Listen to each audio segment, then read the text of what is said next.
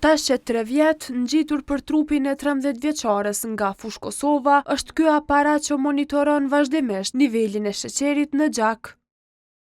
Diagnostikimi me diabet, qysh në moshën 10 vjeçare, ka bërë që ajo të ketë nevojë për matje të përditshme të glukozës, e më pas edhe për marrjen e insulinës. Pajisja me sensor ndihmon që kjo të bëhet pa shpime të shpeshta në gishtërinjë, por kjo pajisje duhet të ndërrohet çdo 2 javë pasi humb funksionin. Kostoja e sensorit është rreth 80 euro. Nëna e saj Lumnie Hasolli thot se mungesa e mbështetjes nga shteti po e vështirëson menaxhimin e sëmundjes. Mungesat e mëdha janë se fëmia nuk kanë senzor, edhe nuk kanë pompa.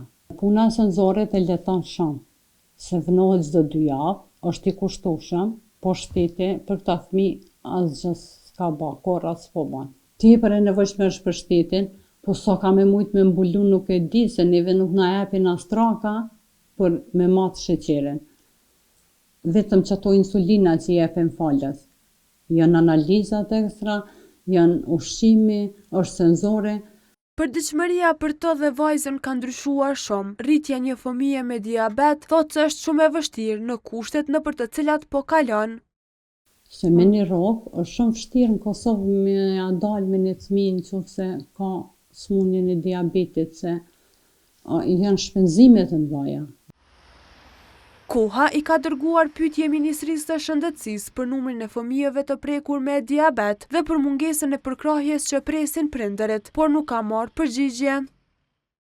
Në klinikën e pediatrisë në Qendrën Klinike Universitare të Kosovës, gjatë vitit 2024 janë trajtuar 74 raste me diabet, prej tyre 41 raste të reja. Pediatri Alita Krasniqi flet për shkaqet e diabetit tipi 1, që është forma më e shpeshtë e kësaj sëmundjeje te fëmijët. Diabeti te fëmijët është diabeti ashtu quhet tip 1, që është diabet me mungesë të insulinës, mungesë totale të prodhimit të insulinës, do të thonë edhe është diabet i varur nga insulina, se faktorët edhe këtu janë është pra sëmundje multifaktoriale, nuk është një shkak i veçantë, po hyn predispozita e fëmijës e lindur, madje hyn faktori virusal, patjetër që edhe faktorët e ambientit, që së bashku e bojnë të vjen në shprehje edhe autoimuniteti, prodhimi i antitrupave të cilët e atakojnë pankrasin, pikërisht ato qelizat beta të cilat janë përgjegjës për prodhimin e insulinës dhe vjen deri te shfaqja